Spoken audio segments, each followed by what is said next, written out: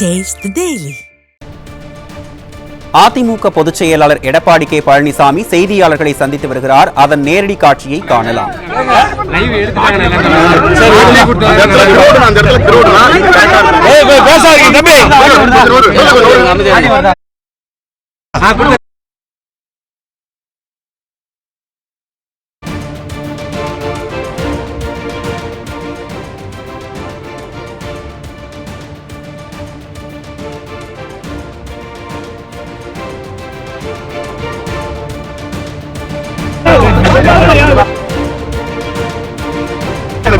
கை வச்சுக்க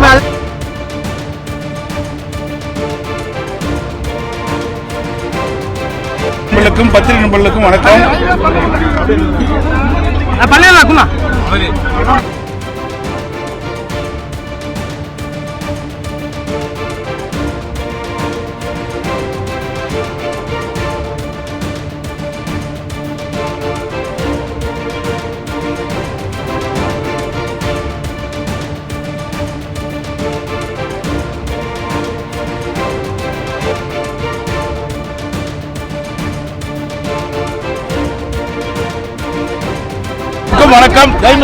பேச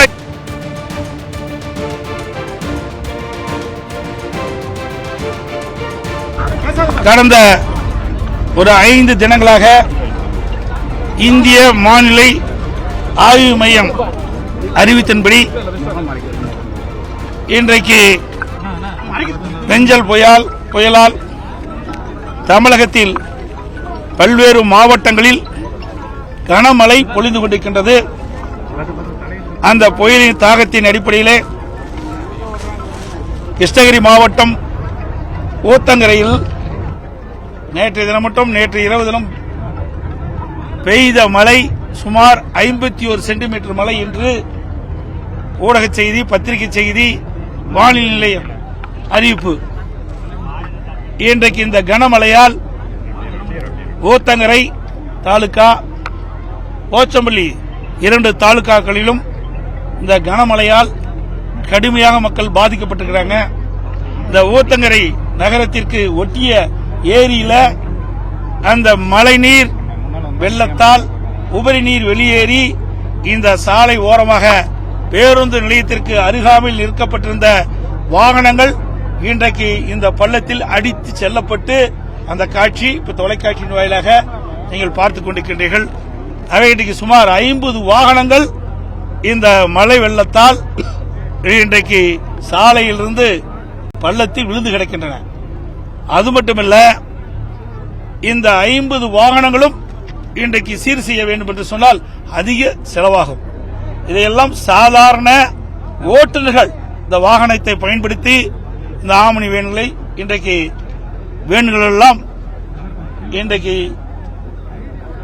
இந்த வாகனத்தை நம்பித்தான் அவை குடும்பம் இருந்து கொண்டிருக்கின்றன. இப்போ ஒரு நல்ல சீசன், சபரிமலை சீசன். இந்த நேரத்தில் இந்த கனமழையால் இந்த வாகனங்கள் எல்லாம் உபரி நீரால் அடித்து செல்லப்பட்டு கடுமையாக பாதிக்கப்பட்டுகின்றது. திராவிட முன்னேற்ற கழக அரசாங்கம் இதற்கு தேவையான நிவாரணத்தை இந்த பாதிக்கப்பட்டுள்ள வாகன உரிமையாளருக்கு வழங்கப்பட வேண்டும் என்று சொன்னால், அத்தனை பேரும் ஒரு சாதாரண குடும்பத்தைச் சேர்ந்தவர்கள்.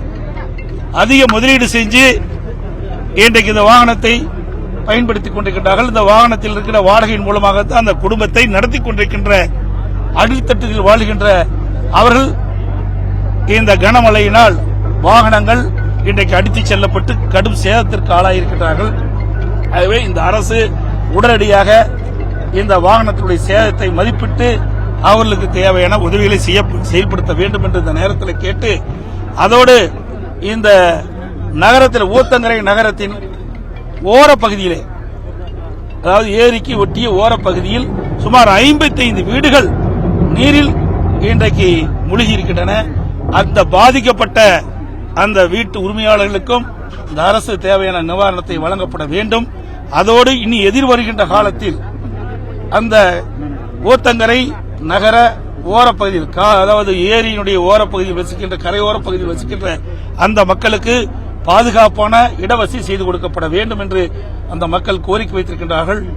அந்த கோரிக்கையும் இந்த அரசு பரிசீலித்து அவருக்கு மாற்று இடத்தை, பாதுகாப்பான மாற்று இடத்தை வழங்க வேண்டும் என்று கேட்டுக்கொள்வதோடு, இந்த கனமழையால் போச்சம்பள்ளி தாலுகா, இந்த ஊத்தங்கரை தாலுகா, 2 தாலுகாவில் இருக்கின்ற விளைநிலங்கள், நெற்பயிர் சாகுபடி செய்திருக்கின்றார்கள் விவசாயிகள், பருத்தி சாகுபடி செய்திருக்கின்றார்கள்.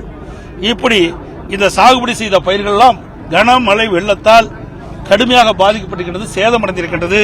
இதையெல்லாம் இந்த அரசாங்கம் உடனடியாக வருவாய்த்துறை, வேளாண் துறை அதிகாரிகளை அனுப்பி வைத்து முழுமையாக கணக்கிடப்பட்டு பாதிக்கப்பட்ட, இந்த வெள்ளத்தால் பாதிக்கப்பட்ட விவசாயிகள் அனைவருக்கும் இழப்பீட்டுத் தொகை வழங்கப்பட வேண்டும் என்று கேட்டுக்கொள்கிறேன். கிருஷ்ணகிரி மாவட்டம் மட்டும் இல்லாம இன்னைக்கு தமிழகத்தில் கடலூர், விழுப்புரம், சென்னை, காஞ்சிபுரம் எல்லா மாவட்டங்களிலும் நான் ஏற்கனவே நேற்று தினமே நான் பேட்டி கொடுத்திருக்கிறேன். இன்றைக்கு தமிழ்நாட்டில் கனம் மழையால், வெள்ளத்தால் பயிர்கள் சேதமடைந்திருக்கிறது.